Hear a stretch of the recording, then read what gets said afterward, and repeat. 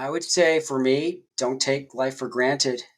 I had a lot of guilt and regret when my wife passed away because there were so many things that I felt that we hadn't done or that I hadn't appreciated, which was, you know, my was her and in the lifestyle that we had. I think I was always never really pleased.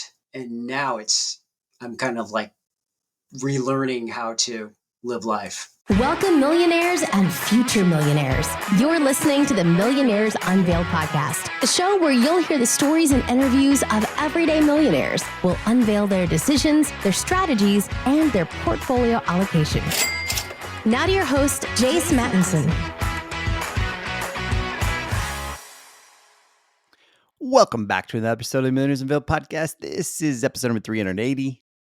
This is the podcast where everyday millionaires share the real stories behind their wealth, how they built it, what they invested in, and the challenges they faced along the way. We're your hosts, Jason Stacy, and today we have a truly inspiring guest who not only serves his community as a law enforcement officer, but is also navigating the journey of life after loss. Our guest will share how he transformed his financial landscape while dealing with the profound changes in his personal life. So tune in and get ready to discover how regular people like us turned their aspirations into achievements, even in the face of adversity. Our conversations are always unscripted and only edited to stay family friendly. Definitely cannot wait for today's guest. Mark's got a net worth of $5+ million. He inherited 2.3 of it, which is an interesting conversation, probably the largest inheritance we've had on the podcast to date. And it's quite the story that he shares inheriting that money. Before that, he was a millionaire already, and the inheritance came at a different kind of difficult time period in his life as his wife had just been diagnosed with cancer, who ended up passing, and he shares that story. So we get into some heavy topics in this one, but relevant for a lot of people, especially as it relates to various financial journeys that people go through. So going to be a great episode with him, and really do appreciate him opening up and sharing everything that he did, because it's very raw. I'll just put it that way. Yeah, and just noteworthy too that we did not know about this when we started recording the episode, and so sometimes we stumble upon really heavy subjects as we go, and appreciate him sharing those details with us.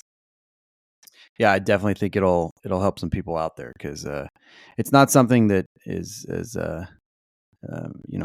immune for some people to go through. There's things that hit in life, and as it relates to people's finances and whatnot, and sometimes there's not a lot of people that that necessarily have gone through it or going through it in a similar fashion. So hopefully Mark's openness will hit some and help some people out there. At any rate, we're still approaching episode 400, coming up here pretty quickly. Looking for that 400 millionaire or more. If that's you, or if you know somebody, send us an email, millionairesunveiled@gmail.com. Try to keep with tradition and hit the hundreds with the 100 episode, 100, 200, 300, 400 episode, but we'll see. Also, if you're interested to be on the show and you're not worth 400, that's all right. We'll still love to have you, love to interview you. Send us an email, millionairesunveiled@gmail.com. We've got Q1 opening for scheduling next year. So super excited about that. We do have a lot in the pipeline, but always looking for new great guests. And without any further delay, let's get it right into the interview with Mark. Mark, do you want to just give us about your background and what you're up to now? Sure. I'm 52 years. Actually, yeah, I am 52 years old now. I retired from law enforcement after 28 years last June. And I recently got rehired on as a civilian investigator for the same department. And so I'm kind of semi-retired right now. Well, I can't wait to get in the career, and thank you for your service in law enforcement. Before we do, what's your net worth today? Net worth is a little over $5 million. Wow, awesome. And how is the $5+ million broken up? That's broken up about a little over $2 million in a taxable brokerage. I've got about $560,000 in a rollover IRA, which used to be in like a 457 from the department that I worked for. I have about 730,000 in a Roth IRA, about 126,000 in UTMAs for two of my three kids, and about 92,000 in 529s for all three kids. Have about 1.4 million in equity in the house that we own. Last time I checked, owe about $160,000 on the mortgage, and according to Zillow, when I checked, the house is probably about 1.5, and I collect a pension which is averages to be about 100,000 a year with a 2% cola annually. Wow, great for you. So that pension, are you drawing on that pension now? I am. Okay. And that pension is in perpetuity forever Until I die, correct. until you die. So that's worth a few $1,000,000 at a minimum, correct? I remember when I made the rough calculations, over 3 million.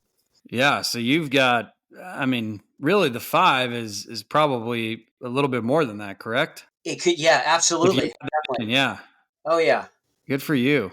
So walk us through, how retired in your early 50s, walk us through getting to the point that you've gotten to with as much equity in the home and the dynamic that you've got with your investments.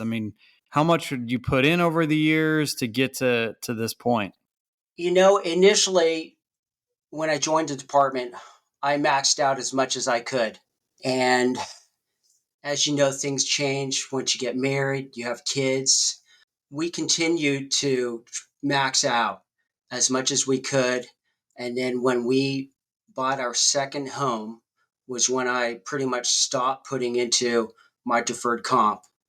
And my wife, she tried to put in as much as she could for, and she also collected a pension as well, but she did not make as much as me.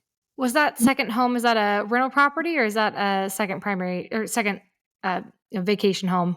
It's the second primary home. Actually, I'm sorry. So we sold our first home because we weren't really happy with the school districts, and then we moved into the city right next to it, and the school districts were much better. But with that, the homes were much more expensive. So we pretty much took everything out of the first house and put it into the second house, and that was right around 2008, right before the housing market crashed.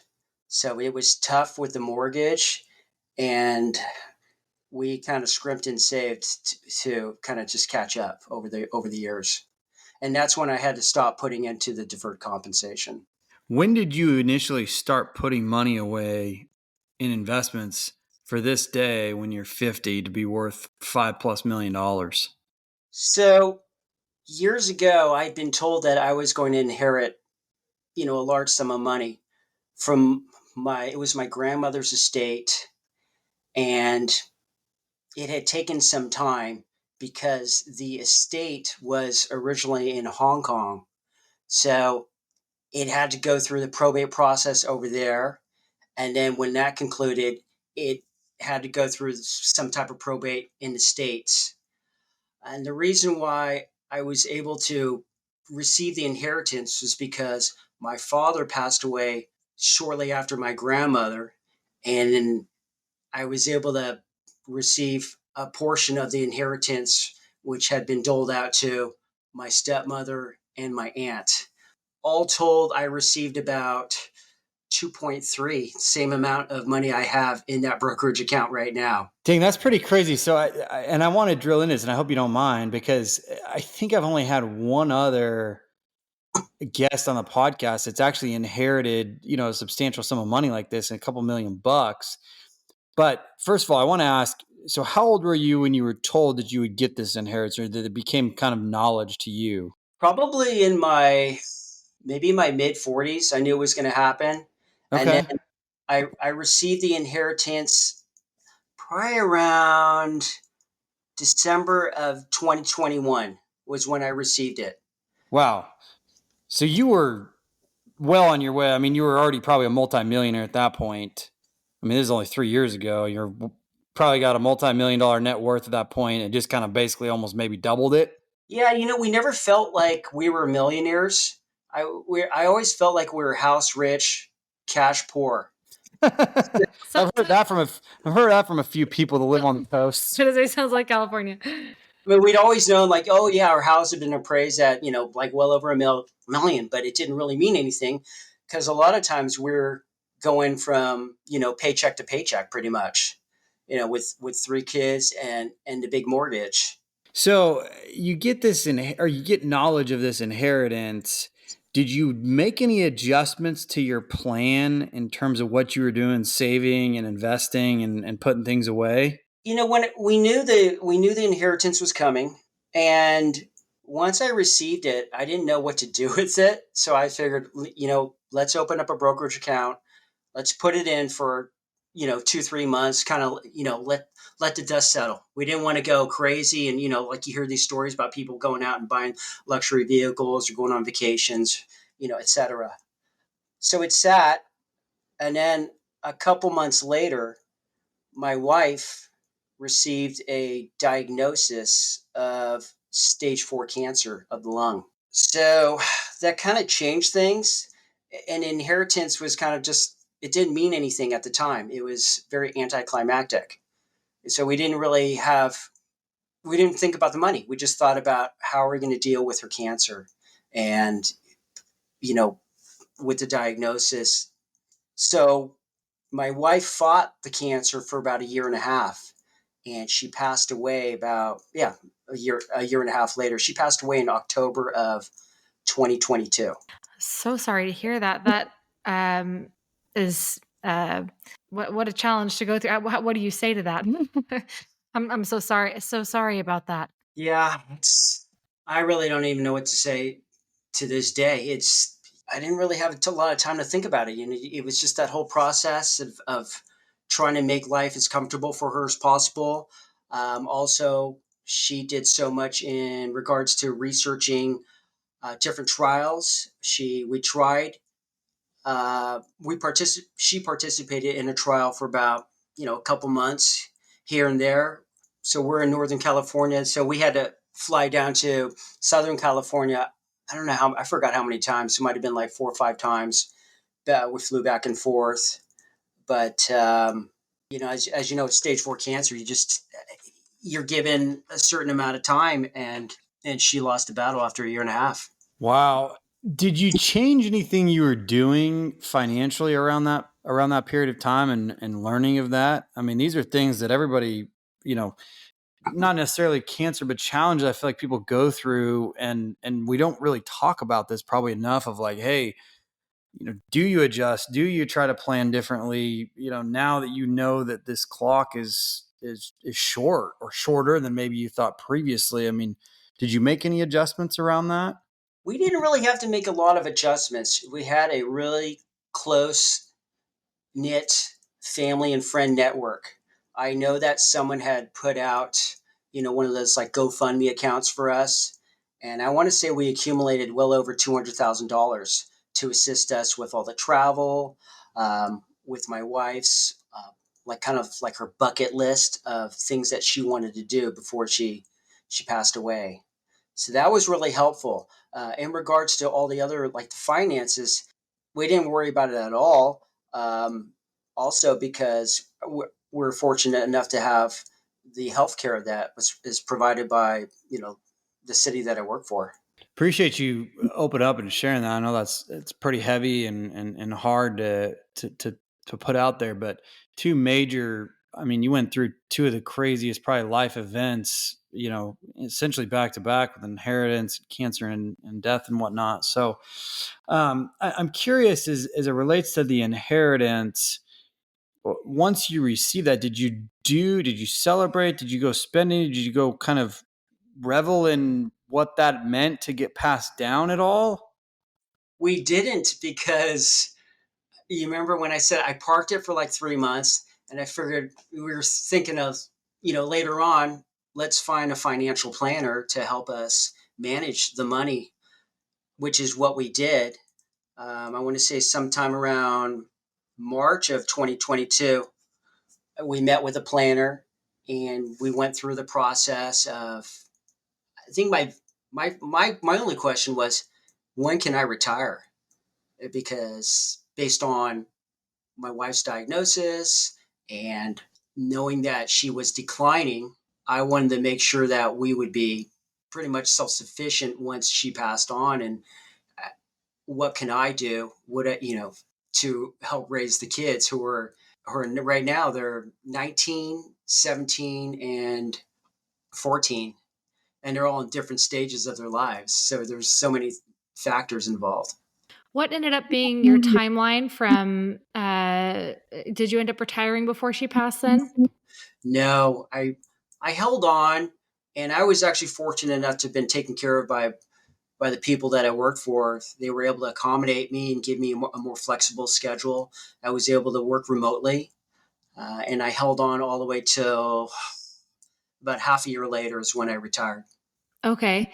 And then, that's something that I've heard from people who have had a fear of losing a spouse is, I don't know that I want to retire because what will my life feel like with that void of my partner in life and my void of my career? Have you felt like you've been able to, I know you're working, kind of part-time now as well, but have you felt like that was a positive thing to step away to help raise your family? Or what's that transition been like for you from, retirement to now part-time and helping with the family more? It was a relatively easy transition because I had been, for about a year, I'd been working remotely, and I knew eventually I was going to retire, and I knew that I was going to have to be home full time to take care of the kids. And the reason why I went back part time, and I'm only working about maybe about 10 hours a week, is because I didn't want to miss the opportunity. At the time that the job presented itself, I didn't want to miss the opportunity. So I was figured, I'm not really ready, but I like to get my foot back in the door, lock down the job. If it gets unbearable or if it's too much for me, I can always just resign. But it's been very helpful for me socially to get back and see a lot of my old friends, along with keeping me busy. And I find that being a widower, by keeping busy, doing different things every single day, it definitely helps. It helps me kind of move on. Right. And never really on, but just kind of moving forward. That's it. Yeah, moving forward. Yeah. Do you see yourself when your youngest graduates, do you see yourself picking up more hours, or do you kind of see yourself backing off and maybe living more of a retired lifestyle then? I'm not sure. It's going to depend on what I have, what the kids are doing, and maybe it depends on how I feel with what's going on with my life as well. When you first started in law enforcement, knowing that you have a pension and years of service, you get to that point. Did you plan to work longer than you did outside of some of these life events kind of coming into play, or kind of walk us through the mindset of when you kind of started in your 20s and 30s? Yeah, I started when I was 23 in 1995, and I had every intention of doing 30 years. And with the 30 years, I'd receive a 90% pension. So ultimately, I just couldn't hang on. But then when we spoke to the financial planner, and I told her, hey, I'm going to receive a 75% pension along with our net worth. Do you think we can retire? You think I can retire? And she said, absolutely, you can retire today. And, in addition, I mean, along with the inheritance, what I also inherited from my wife was I received a life insurance policy, which was about $575,000, along with whatever she had put into her 457, and she had a Roth, and I received, I forgot how much, whatever she had put into her pension with what, where she, with where she had worked. So it's been helping out, especially with college, because I have one kid who's going down to, she's at UC down in Southern California. You should know what that is. That's the best kind of notification. That's the sound of another sale on Shopify. And the moment another business dream reality comes true. Shopify is the e-commerce platform revolutionizing millions of businesses worldwide. In fact, I use it for several businesses that I have and my wife has. We love Shopify. Shopify simplifies selling online, and you can focus successfully growing your business. Shopify covers every sales channel from in-person POS system to all-in-one e-commerce, and it even lets you sell across social media marketplaces like TikTok, Facebook, and Instagram. Packed with industry-leading tools ready to ignite your growth, Shopify gives you the comfort of your business and your brand without having to learn new skills or design new code. And thanks to 24/7 help and an extensive business course library, Shopify is there to help you have success every step of the way. Sign up for a $1 per month trial period at shopify.com/unveiled lowercase. Go to shopify.com/unveiled to take your business to the next level. Once again, that's shopify.com/unveiled. And thanks again to Shopify for sponsoring today's episode. When you were kind of going through those, 30s and 40s, I mean, what is the talk? I mean, did your other officers, I mean, when you talk finances, you talk pension, is this a common thing that a lot of others were on the journey and on a similar path that you were on, or were you kind of an anomaly in that regard? I don't think I was an anomaly back then. Most of us were kind of very similar. Um, living in the Bay Area, it's the high cost to live out here. Everyone was pretty much struggling. Um, but we're very fortunate to have overtime available for us. So you've got people out there working 20, 40 hours of overtime a week. And I did my fair share of working overtime over the years just to kind of make ends meet. And in regards to like finances, it's kind of taboo amongst a lot of my coworkers. No one really will tell you the truth of where they're at or how much, or when people are talking like, oh, how much do you have in your 457? Sometimes they would embellish, or sometimes they just wouldn't even tell you, because people were like different levels. Oh, I got about $500,000, or I got maybe like 600,000 or 700,000 in mine.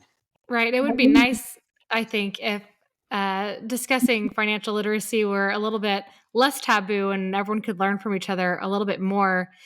If you don't mind sharing, what were your salaries like throughout your careers, you and your wife together, to get to your net worth? Oh, let's see. For me, I probably made about 120 gross. I think, and then most recently, when I retired, I was maybe closer to 200 gross, and she probably made about half of what I made.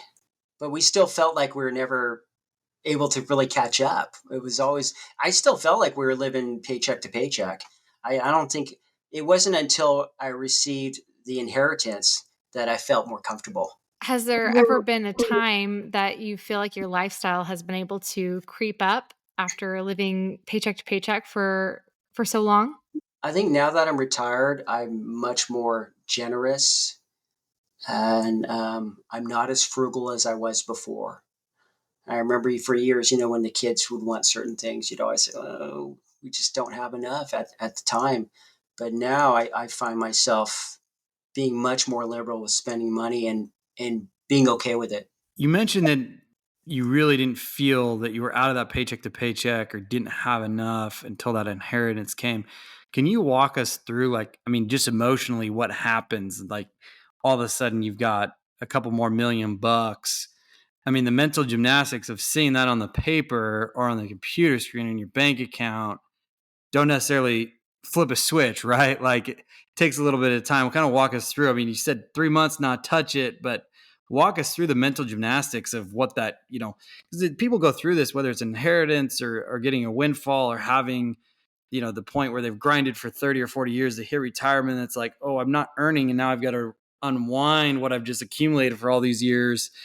I feel like the more and more we do this, the harder and harder it is for people to kind of go through that kind of mental gymnastics. And you've kind of gone through it in two different ways before you're even kind of 50, of having an inheritance and going into retirement and drawing on the pension. You know, I never wanted to jinx it when I heard about the inheritance. Like, oh, it's coming, it's coming. But it took so long because of the probate process. So then when we finally got it, I was, it was kind of, I can't really describe the feeling, but I didn't want to lose it. So I kind of just parked it. and, and then shortly after was when my wife got diagnosed. So it was just, it didn't really mean a lot to me. I didn't really think about it. I was like, yeah, I'll deal with it when the time comes. But in the meantime, I'll just leave it parked there, and I'll let the financial planner help me out with asset allocations and and how to invest it. And did you have the financial planner before you had that inheritance that you'd been working with? No, we got her like pretty much a couple months right after we received it. Okay, so that was kind of intentional, knowing that some of that was coming. Hey, now we're going to hire a financial planner and you still use a financial planner today? Yes, I used the same one. Yeah, initially, she devised a plan for us. I think I spent about $3,000 for her to give us like this portfolio, which consisted of all of our investments and our net worth, and pretty much how to allocate all the investments. Cool.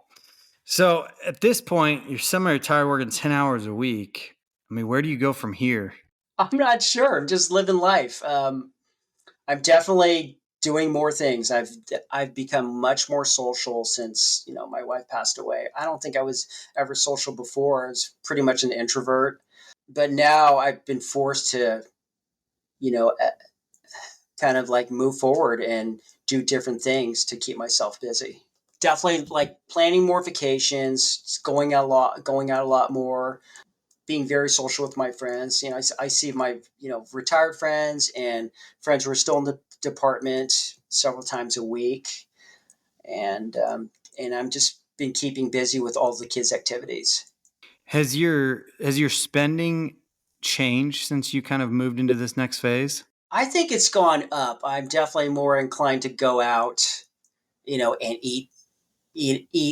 I think we probably eat out like maybe 2, 3 times a week, or if I go out with friends or go out on dates. I am spending more money these days. Do you know how much that is? I mean, is it 5% more, 10% more, or?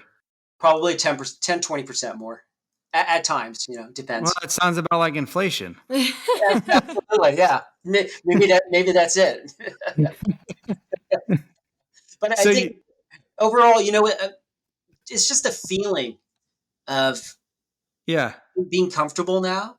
Like the kids have always asked, like, "Oh, what are we like middle class or low class or and I'm like, I think we're middle class. I think we're comfortable. We're fine. Yeah, yeah. You're the only multi-million middle class man I've met. I just don't feel. I don't feel like a multimillionaire. It really hasn't. It's never really hit me. Yeah, yeah. To me, it's just like it's a number. That's it. Yeah, for sure. Have you picked up any more or any new or hobbies or anything like that? I mean, I know you said you're going out a little bit more and being a little more social, but any hobbies or things that maybe you didn't do as much when you were working full time that now you've transitioned to doing more of? Before and now, my hobby's pretty much just been working on a house. I do enjoy gardening. That's always kind of like been my area to kind of zen out. Um, since then, yeah, I've gone out more and I've gone on some vacations here and there with the kids, and I've made some other purchases as well, which I don't think I would have, you know, before the inheritance. What kind of purchases? I did buy a used Porsche. Nice. I like it.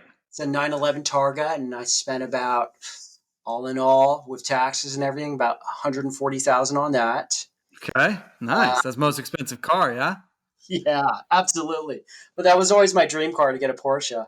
And then prior to that, I knew the minivan was dying. It had about 17 years on it and 140,000 miles, and the transmission was going to die sooner or later. So we ended up buying like a little miniature SUV. Okay.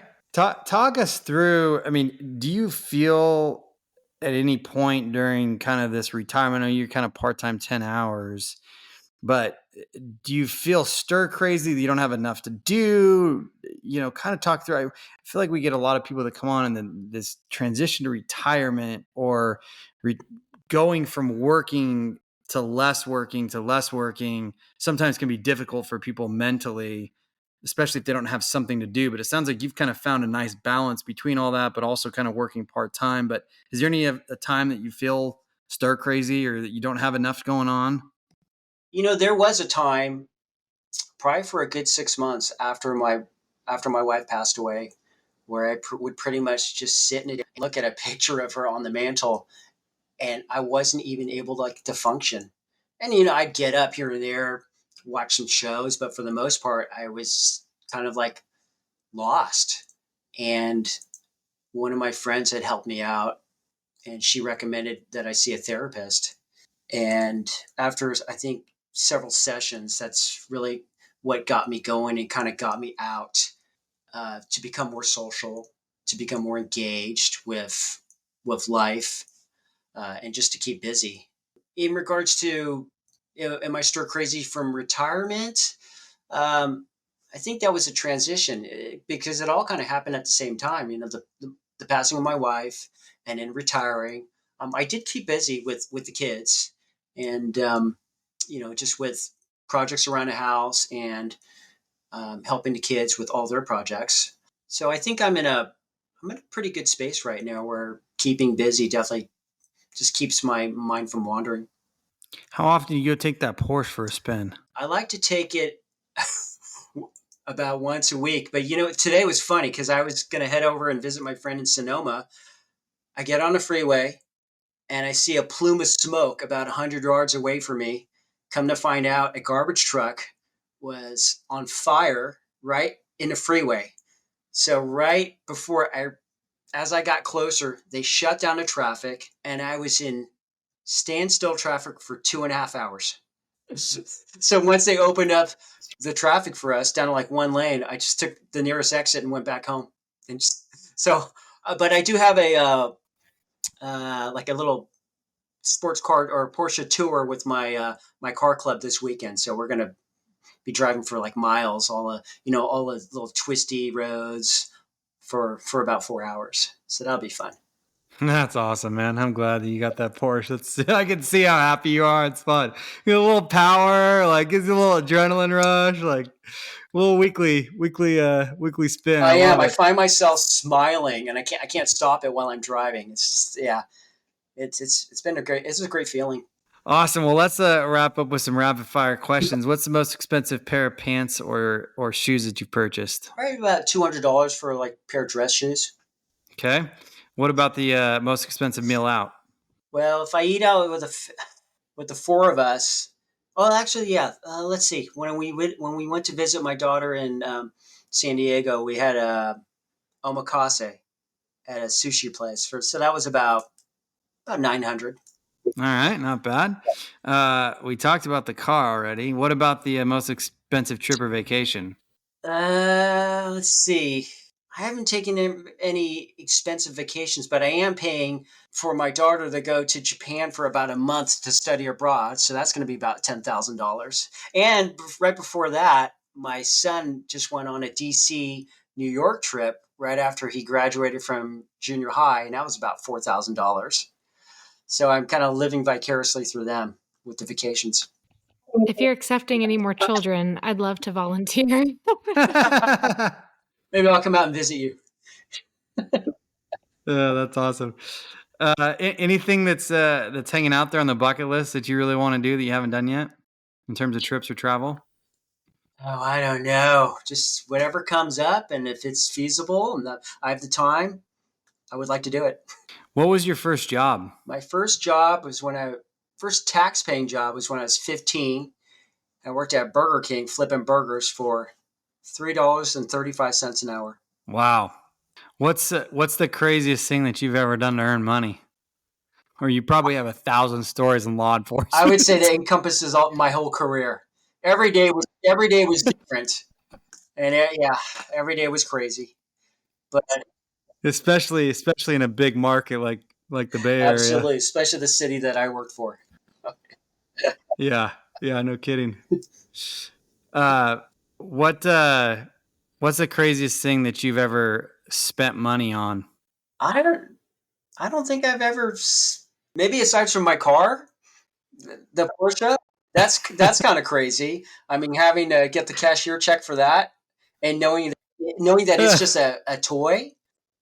That's probably the craziest thing I've ever spent money on. Anything that you would consider, dumb that you've spent money on? Oh no, I don't. No, that doesn't come to mind right now. We've just been so frugal for so many years. I kind of knew better. I didn't want to get lectured.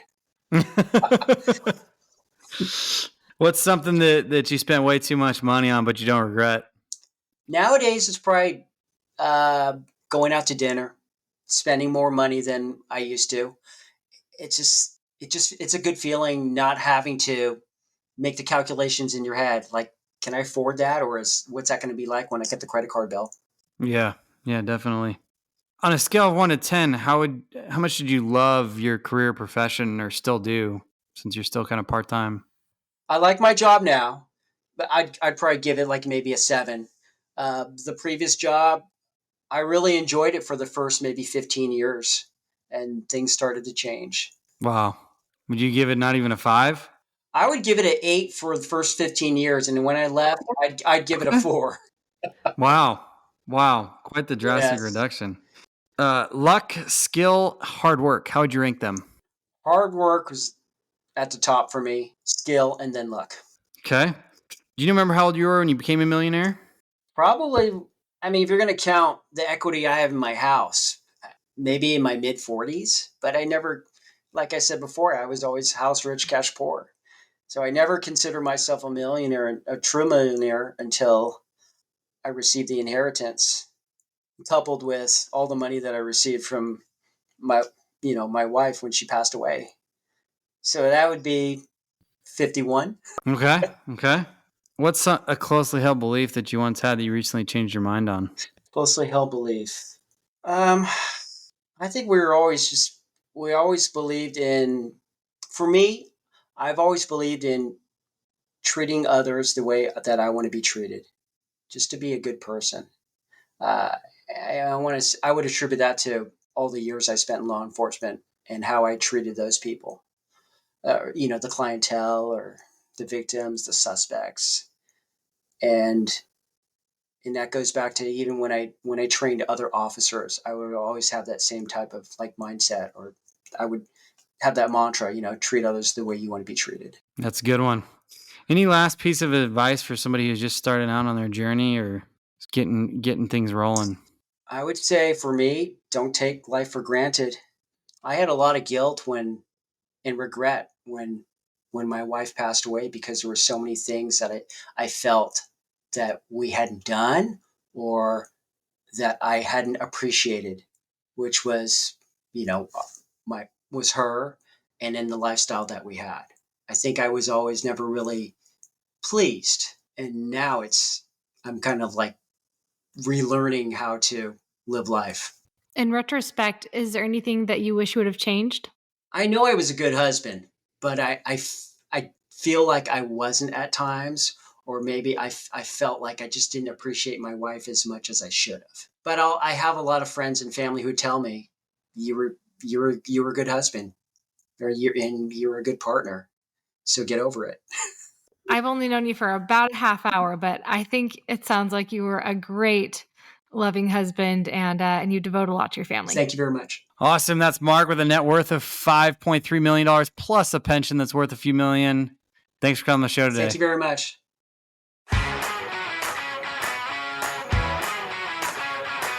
Thanks for listening to the Millionaires Unveiled podcast with Jace Mattinson. For more stories, investment opportunities, and information, check out our website, millionairesunveiled.com. See you next time when you'll hear from another everyday millionaire.